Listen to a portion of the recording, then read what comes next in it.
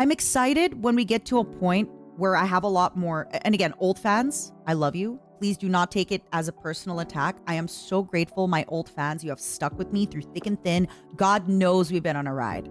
Let me explain myself before I get into new fans. But I am excited for the day when eventually we kind of have more new fans. Let me explain. Wait, let me explain. I know it sounds bad, but let me explain. Because people trickle in and out, right? And eventually, if there's more new people, a lot of those people won't kind of know some of the behind the lore, the scene stuff. You know what I'm trying to say. You know I don't mean it like that. No.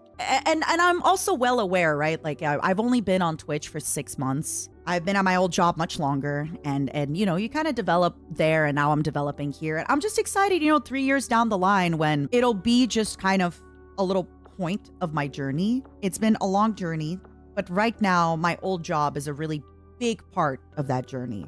And that's okay. I'm not trying to erase it. You know, legally speaking, I can't approach it, but I'm not trying to erase it. And I hope you know, if I could do it again, I would have done it the same. I'm very proud. I've learned a lot of great things. I've met a lot of people, and I'm genuinely so happy it happened. I would do everything the same because it has made me, it has really helped me in shaping myself and learning about myself and understanding myself and understanding everybody. But eventually, as more time passes, it will become just a part of my journey and not a big part of my journey, just a part of my journey. And I think as more and more time goes on and I develop more of my own friend group on Twitch and do more things with Vshojo, and you know, as more and more time passes and I have less and less links to my old job and my old stuff, I'm really excited for that. And again, I do hope you understand, I am not trying to erase any of my old fans.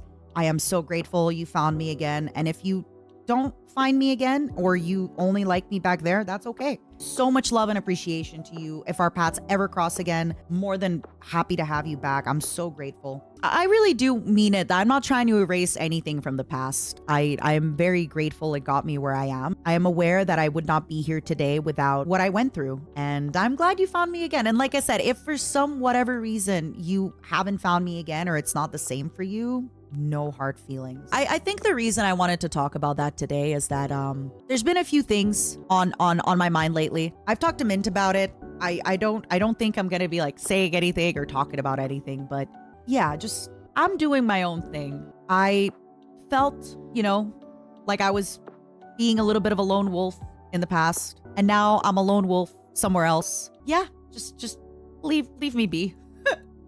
You know, like I don't know. It's that kind of stuff where I'm having a lot of fun. I'm doing my best. I'm learning how to get over a lot of stuff that happened. And thank you for being in this cozy environment. I really appreciate it. I've had to set boundaries lately as well with people, where sometimes people want to talk to me about Hollywood, and I have to be like, hey, I don't want to hear about it. I don't want to hear about it. I do not. I'm good. I'm not there. Like, I don't work there anymore. I think at some point when you just get out of a work environment, it's nice to be like, oh my God, really? The coffee girl said what? Oh, no way. No way. What did the lunch lady say? Oh, but then after a while, you're like, hey, at some point, you know, I don't want to know. I don't want to know. Yeah, it's definitely, I mean, I think it's not that you don't care. Have you ever been a kid and you go to school, and then when you graduate high school, you're telling your parents we're going to be best friends forever, and your parents are like, sure. I knew. And I even told a lot of people like, hey, if you want to keep in touch, feel free. But like, I'm going to be busy. You're going to be busy. We don't have that much in common. You know, I did tell a few people like, it's not that deep. Like sometimes you are kind of friends with people because you work together. Sometimes the only thing that really binds you together is just the closeness and the proximity and like complaining about the same stuff and maybe being bound by the same rules. But I knew that. And I feel like I have communicated that very clearly to a lot of people. And who knows, maybe one day in the future, maybe our paths will cross again. But at the moment, I'd say I have like still one pretty close friend. And it's my Rosie friend. That's pretty much the only person that like I still consistently check up with and text and talk about stuff with.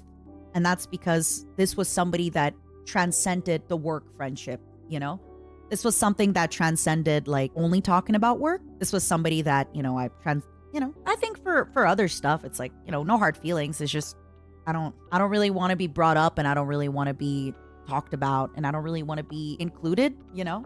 Like, I don't.